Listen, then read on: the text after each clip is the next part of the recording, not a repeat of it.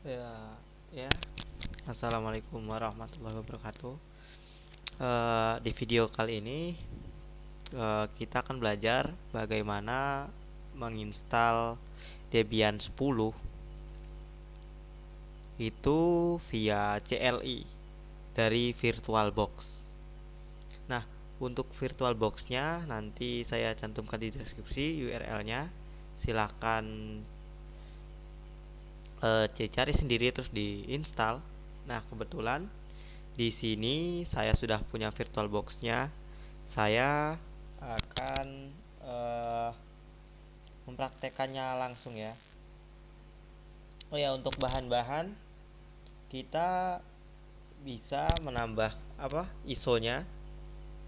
Kita bisa download di debian.org. Nanti linknya ada di deskripsi. Untuk filenya saya sudah punya, maka akan saya buka di sini OS. Nah, ini ada Debian. Nah, Debian ini ada versi net install atau yang versi CLI-nya aja. Yang ini sudah ada desktopnya. Desktopnya itu LXDE. Nah, yang akan kita gunakan adalah Debian ini. Debian 10 net install atau yang versi CLI aja. Nah, kita buka VirtualBox-nya seperti ini. Kita lalu klik new. Seperti ini, klik new. Lalu kita beri nama sistem operasi yang akan kita install. Kita akan beri nama, contohnya seperti Debian install. Seperti ini. Sesuaikan dengan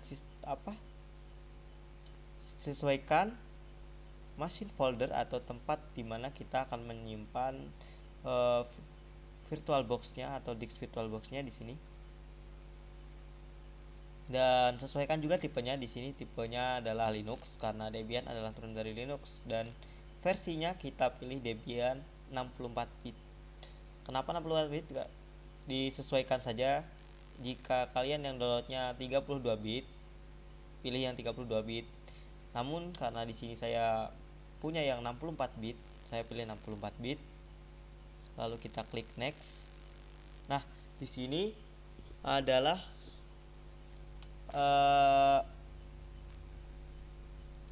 memori atau RAM yang akan kita gunakan sebagai di VirtualBox-nya.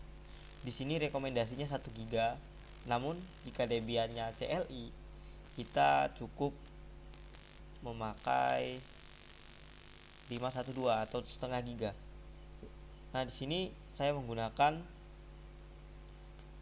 RAM yang akan kita gunakan di VirtualBox kita di sistem operasi virtual kita adalah 512 MB atau setengah giga. Lalu kita klik next.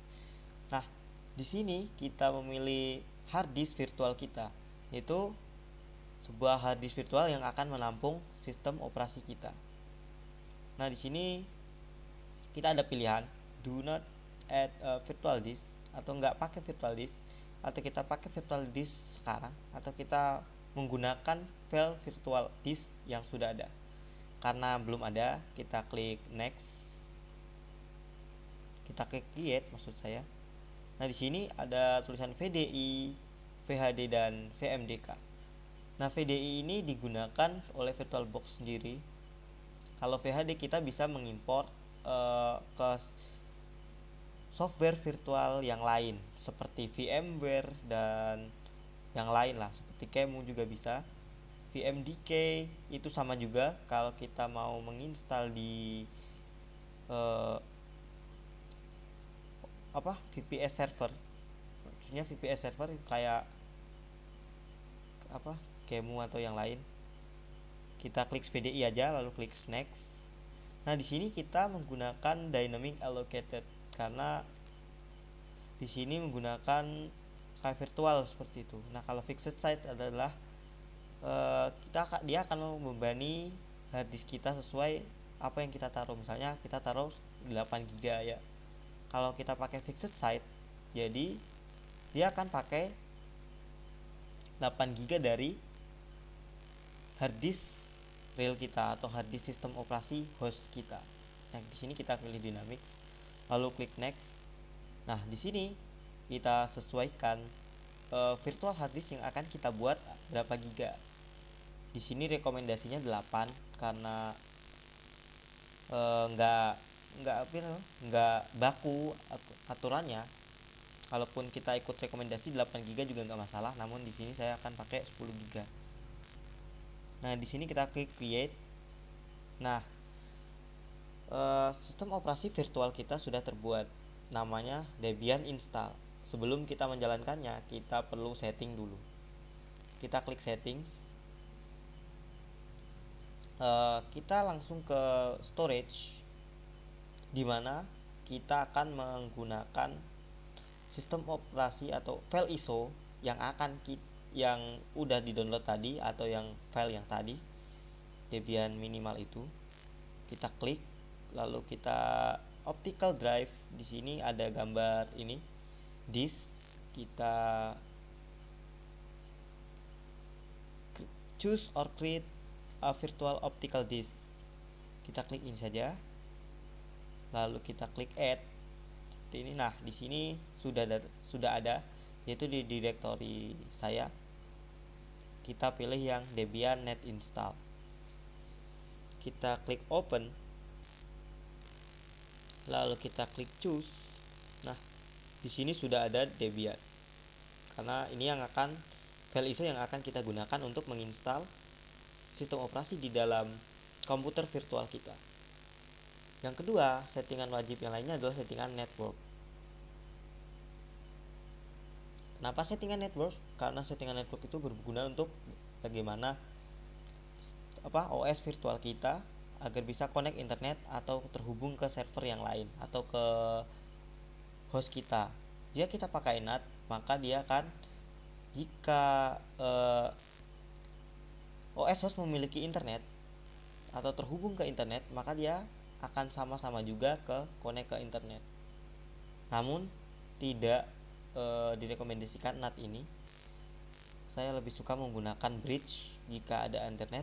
Nah, kalau bridge itu adalah si sistem operasi virtual kita numpang di interface host.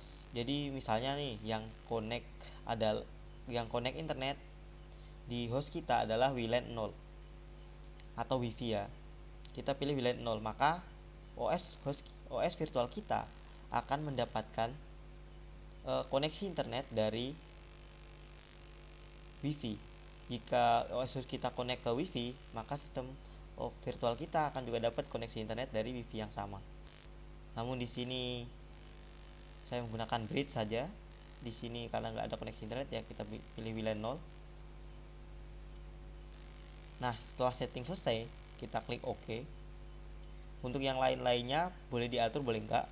Namun di tutorial ini enggak, karena dasar-dasarnya cuma setting storage sama network. Kita klik OK saja, OK. Nah, setelah itu baru kita akan jalankan OS virtual kita. Kita klik start. Kita klik start, kita zoom aja. Kita zoom.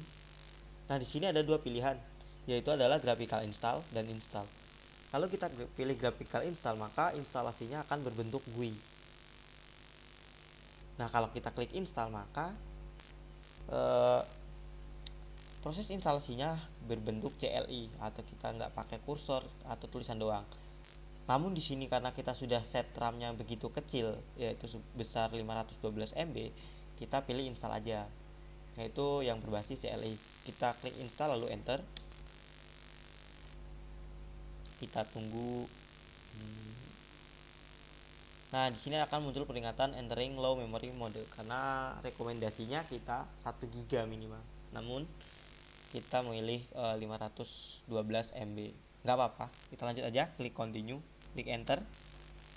Dan di sini adalah memilih region atau ya region lah, dimana lokasi kita. Nah kita pilih Asia. Dan di sini kita milih Indonesia. Nah, Di sini adalah key map atau keyboard map yang akan kita pakai. Kita menggunakan QWERTY, lalu kita bisa menggunakan American English. Kita enter saja. Kita tunggu sebentar.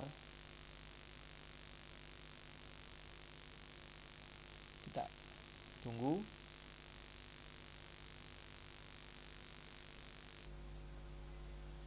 Kita tunggu.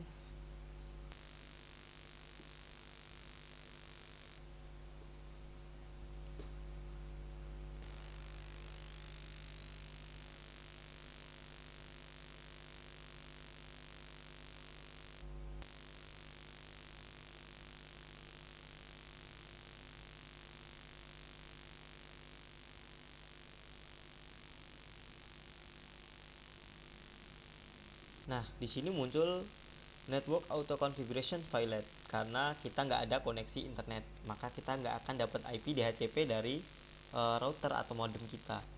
Gak apa-apa, kita klik continue aja. Continue. Nah, di sini ada 4 pilihan. Ada Retry Network Auto Configuration atau Network Auto Network with DHCP hostname, atau kita konfigurasi secara manual, atau kita nggak akan konfigurasi network di saat ini. Kita nggak akan konfigurasi network di saat instalasi karena hal itu nggak direkomendasikan ya. Kita klik do not configure the network at this time. Kita enter. Nah, di sini muncul hostname atau nama komputer kita. Di sini nama defaultnya adalah Debian. Namun kita kasih nama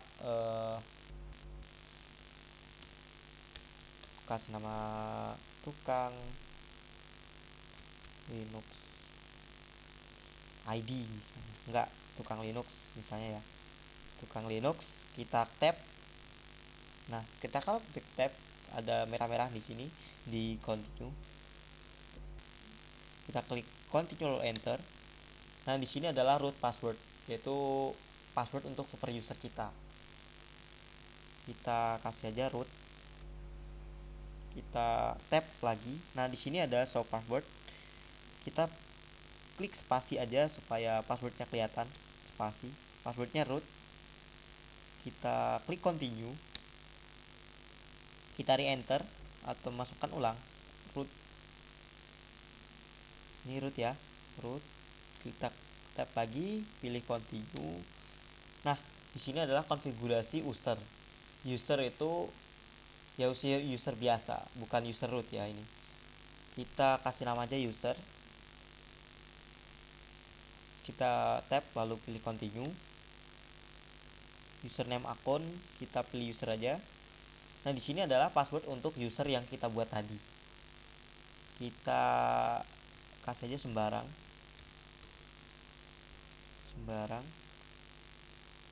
Nah, di sini sembarang, lalu kita klik continue. Kita re-enter lagi sembarang. Di sini kita show password lagi. Nah, sudah betul ya. Kita pilih continue lagi. Ini di tab ya, jangan lupa di tab. Nah, di sini adalah zona waktu kita untuk mengonfigurasi jam. Karena di sini saya berada di Jawa Tengah. Ya, saya pilih Western. Kita klik enter saja. Kita tunggu. Nah, di sini adalah bagian yang paling penting dalam penginstalan sistem operasi. Di sini ada beberapa pilihan.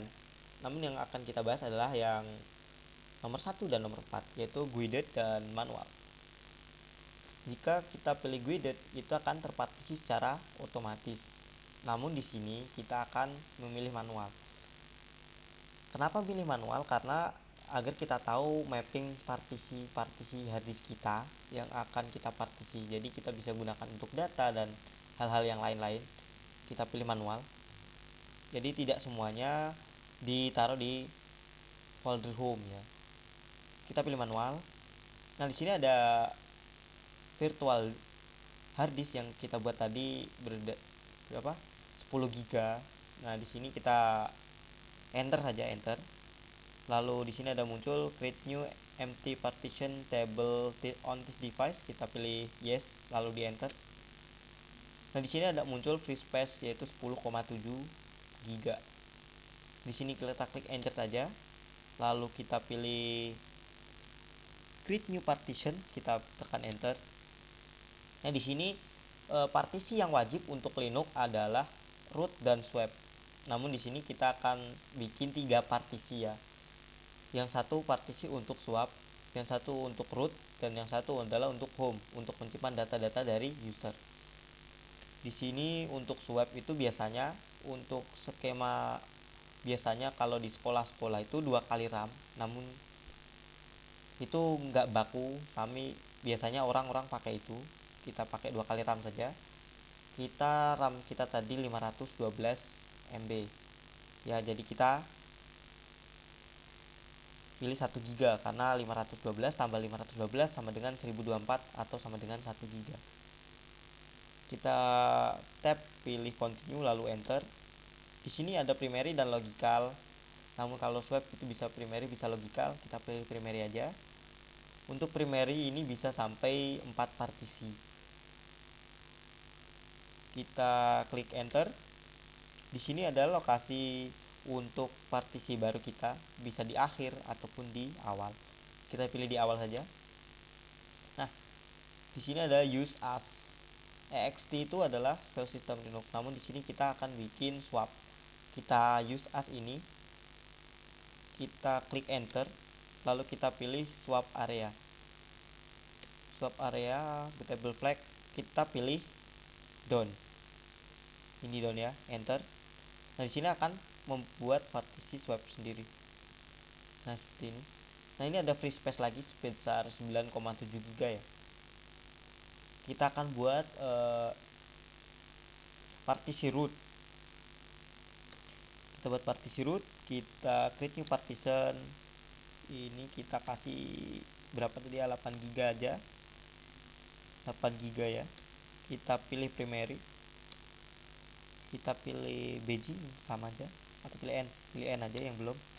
Nah, di sini adalah ini benar file system Linux seperti ini. Kita pilih ext 123, kita pilih ext 4 saja seperti ini ya. Nah, untuk bootable flag itu digunakan untuk menandai bahwa bootable itu ngikut di root. Kita pilih on bootable flag, bahwa partisi ini akan ditandai sebagai tempat untuk memuat bootable. Kita pilih down saja, down. Nah, di sini ada free space 1,7 GB. Ini kita akan gunakan sebagai directory home atau untuk menyimpan data-data di user. Kita create new partition. Ini sisanya sudah semua, enter saja. Kita pilih logical.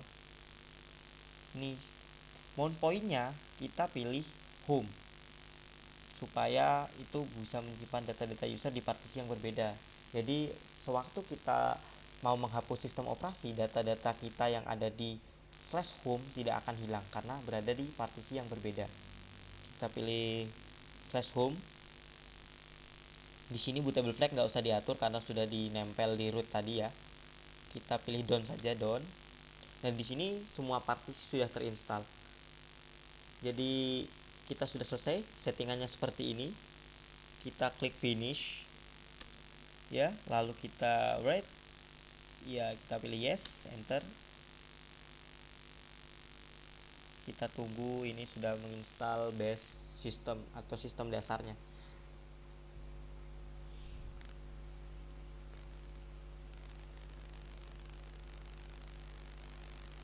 Kita tunggu. Ini lumayan lama ya kalau kita connect internet. Jadi biasakan kalau menginstal sistem operasi server itu jangan connect internet. Nah, kekurangan dari tidak connect internet ini adalah paketnya nggak up to date. Karena ya sistem bawaannya tergantung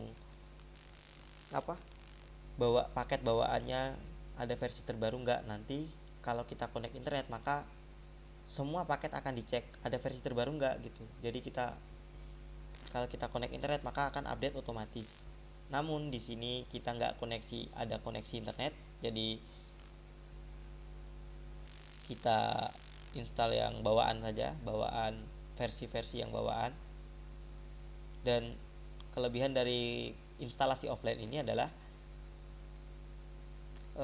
kita nggak perlu nunggu lama ya, nggak perlu buang-buang waktu untuk nunggu paket ini diinstal.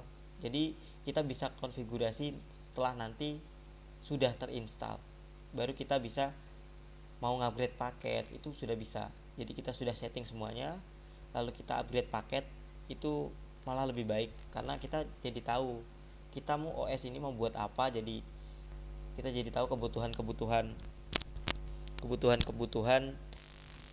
paket-paket mana yang mau di-upgrade. Kita tunggu saja, ini lumayan lama.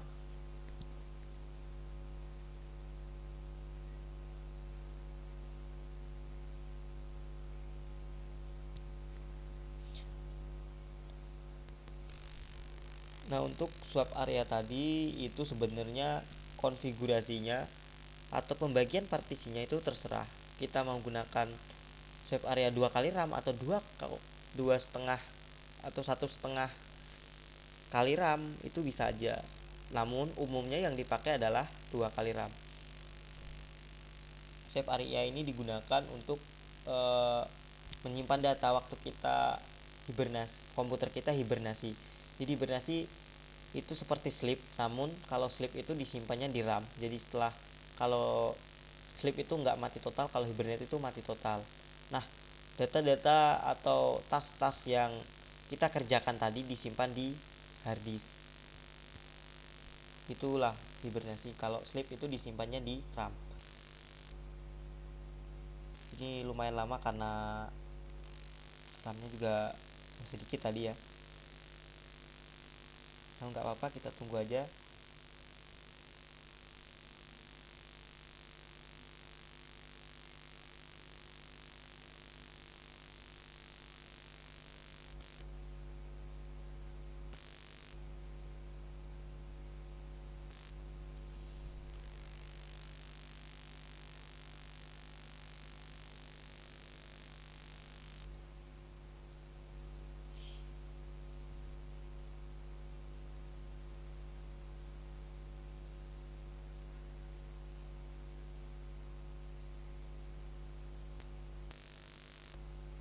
Oh ya, untuk usahakan untuk menginstal VirtualBox itu minimal RAM-nya yang direkomendasikan atau yang biasa umum digunakan itu berjumlah 4 GB ya minimal ya.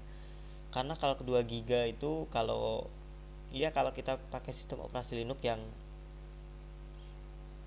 ringan seperti Lubuntu atau Ubuntu XFCE atau bahkan Debian yang open box misalnya, itu kan ringan ya. Tapi kalau kita pakai Windows 7 sistem operasinya, itu kalau 2 GB kita main di VirtualBox itu lumayan berat dan bikin komputer kita ngos-ngosan. Ya karena kalau Windows 7 itu di RAM 2 GB sekarang aja udah berat ya. Jadi usahakan kalau mau membuat sistem operasi virtual pakai aplikasi VirtualBox atau pakai aplikasi virtualisasi lainnya seperti VMware, QEMU dan yang lain-lain, itu usahakan minimal RAM-nya adalah 4 GB atau 3 GB lah. Minimal 3 GB. Karena ini lumayan berat. OS-nya banyak makan RAM juga, prosesor juga. Kita tunggu saja, ini lama sekali karena ya itulah remote sangat lama sekali. Tunggu saja.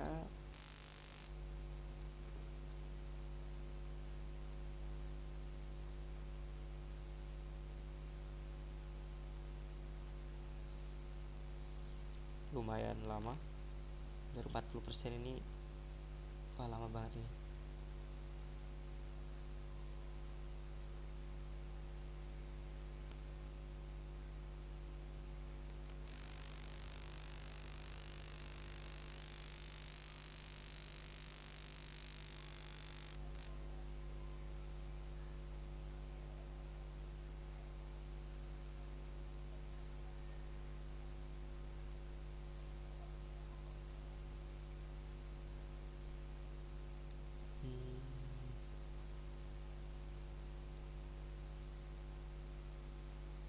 sistem operasi Debian ini cukup banyak digunakan sebagai OS untuk superkomputer ataupun OS untuk VPS ataupun server-server yang biasa digunakan untuk ujian.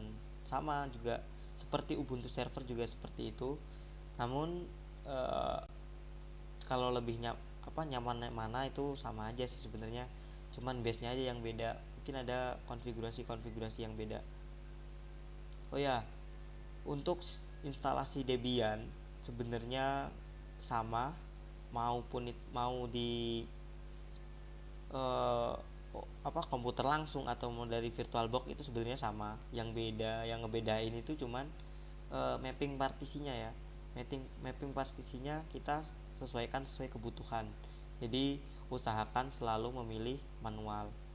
Jika kita pilih guided tadi, itu semua hard disk kita, mau itu 100 giga atau mau 1 tera juga, itu masih digunakan untuk sistem operasi, dan itu sangat nggak direkomendasikan buat orang yang mau instalasi OS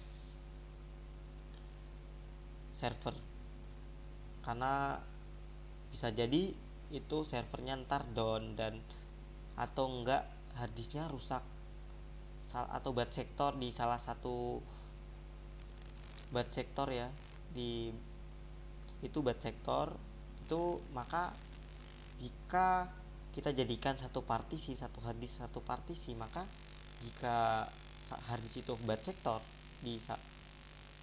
sector itu akan sangat merugikan, karena ada kemungkinan datanya hilang, dan itu sangat mengganggu banget ya kalau buat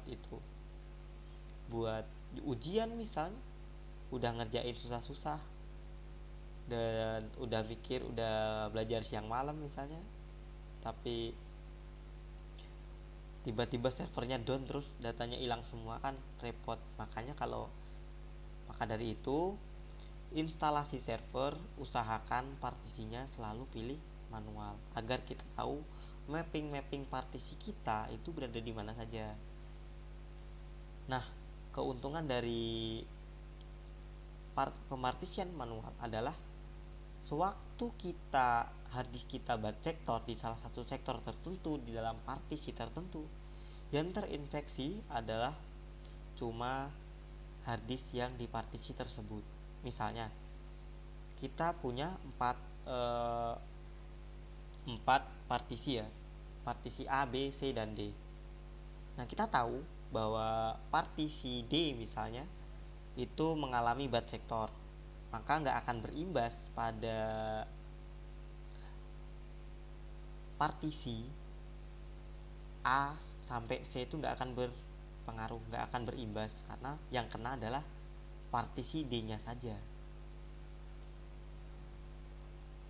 Maka usahakan selalu pilih manual. Oh ya, kenapa Debian banyak digunakan ya, terutama di sekolah-sekolah? Karena itu buat pengenalan Linux. Biasanya kalau dari kelas 1 ya, kelas 1 untuk jurusan teknik komputer dan jaringan itu biasanya menggunakan sistem operasi Debian ini, atau enggak ada yang Ubuntu server loh ya.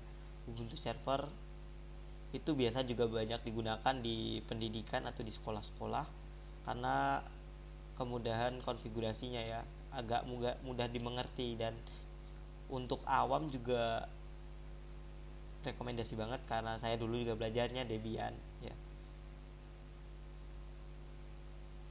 Debian ataupun Ubuntu ya itu sama aja, karena Ubuntu juga turunan dari Debian. Nah, untuk belajar server ini sendiri, pertama kita harus menguasai perintah dasar Linux ya, itu yang utama, karena sistem operasi mau Ubuntu ataupun Debian basisnya adalah Linux. Nah, Linux itu mempunyai perintah-perintah dasar, berbagai perintah-perintah dasar seperti ls, mcd, dan pwd, mv, cp, lalu cat atau mkdir, rmdir, dan masih banyak lagi. itu sangat diperlukan. Kenapa skill itu diperlukan? Karena ya sebagai kita yang mau belajar sistem operasi Linux ya wajib untuk menguasai perintah dasar Linux itu sebagai uh, acuan dasar.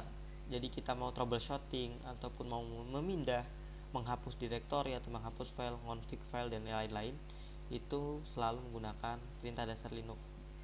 Jadi untuk yang mau belajar Linux, kita bisa memanfaatkan terminal kalau yang pakai GUI. Kalau yang pakai virtualisasi seperti ini itu jauh lebih direkomendasikan. Jadi kalau yang mau belajar Linux, usahakan lebih banyak memakai terminalnya daripada GUI-nya. Karena ya OS ini sangat powerful sekali dan sangat kompleks, bukan sangat kompleks sih, sangat banyak sekali perintah-perintah dasar. Dan waktu kita mau config desktop saja, mau menambah panel misalnya, itu harus instalasi paketnya bisa dari package manager, tapi lebih mudah dari CLI karena kita tinggal ngetik namanya aja.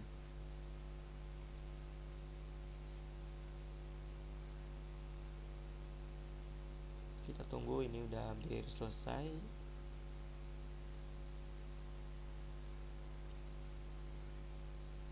Kipasnya kedengeran kenceng banget ya.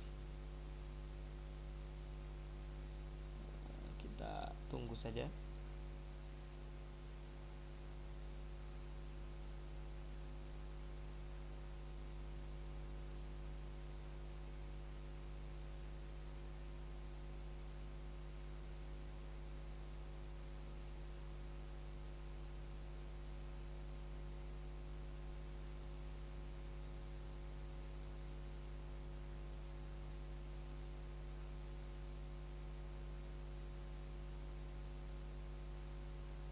Masih lama ya.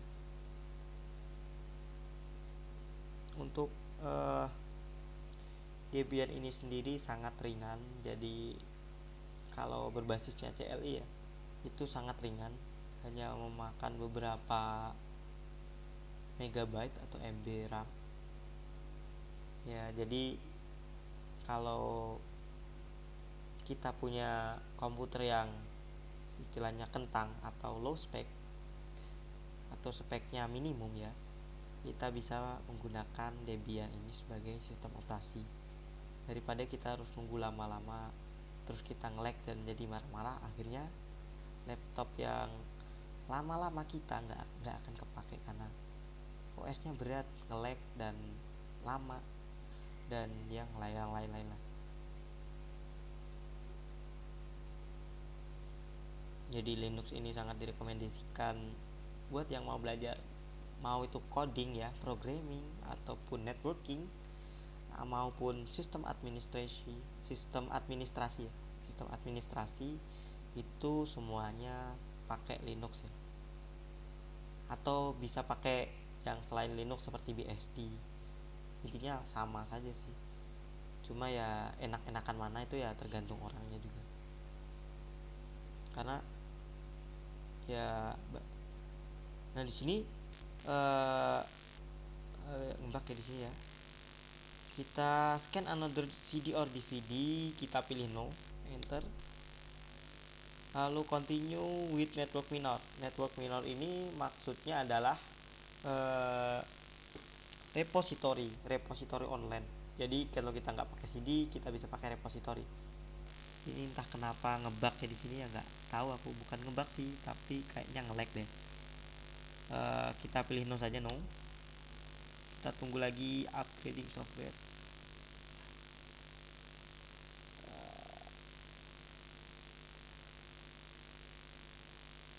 Ini lumayan lama ya.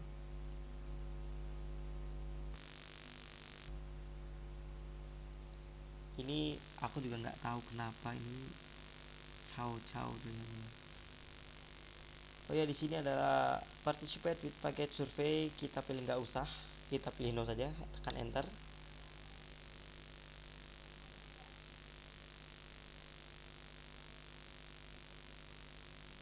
Nah, di sini choose software to install. Jadi ada paket-paket yang terinstall seperti desktop ataupun SSH server. Namun kita di sini pilih yang minimal. Kita pakai sistem standar saja. Kita tap, pilih continue. Kita tekan enter. Jadi lumayan lama ya. Nah, aku juga nggak tahu kenapa ini kok gini.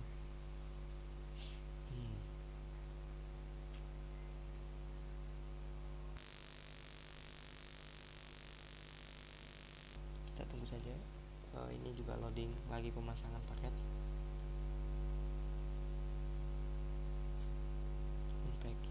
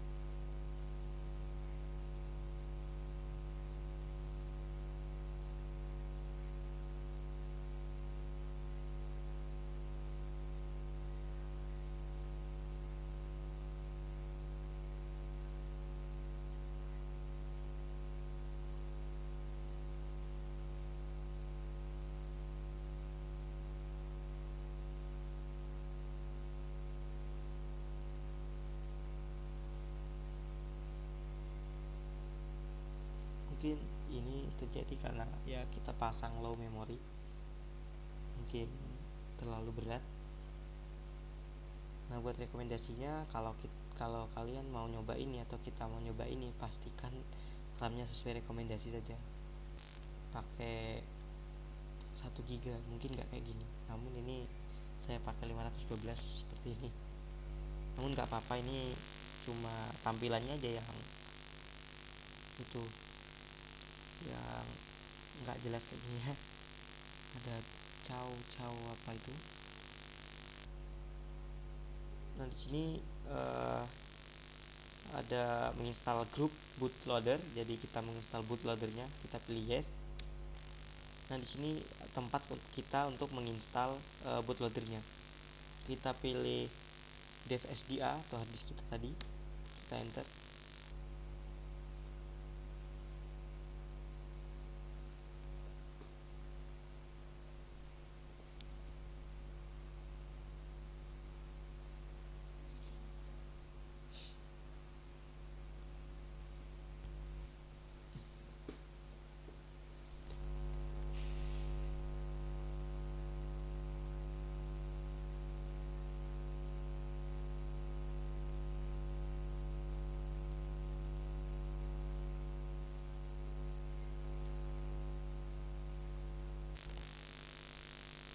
Kita tunggu saja penginstalan selesai.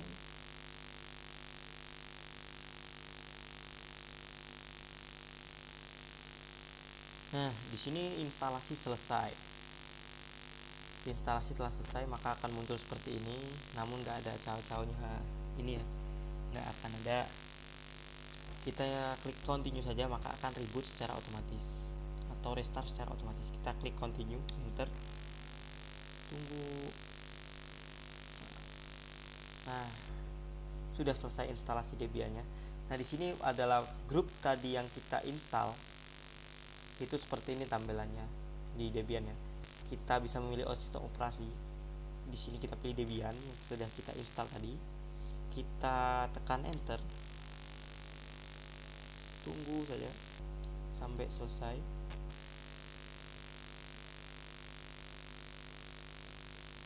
Nah, di sini muncul login. Kita bisa login sebagai user root ataupun user yang sudah kita buat tadi. Di sini saya akan login dengan user yang akan kita buat tadi. Kita login dengan nama tadi apa ya? User ya. User. Nah, di sini adalah password, bukan password root yang kita diminta, tapi password si usernya. kita tulis saja tadi passwordnya sembarang, kita enter. Nah, kita sudah login di sistem operasi Debian kita. Oke, sampai sini dulu pembahasan kali ini. Semoga bermanfaat dan selamat mencoba Debian ini ya, walaupun tadi agak tampilannya agak nggak enak. Jadi stay at home, jaga kesehatan di masa-masa corona ini ya. Ya, jangan terlalu sering keluar rumah kecuali ada hal yang penting, karena ya berbahaya, karena coronavirus itu berbahaya. Oke, sampai sini dulu. Assalamualaikum warahmatullahi wabarakatuh.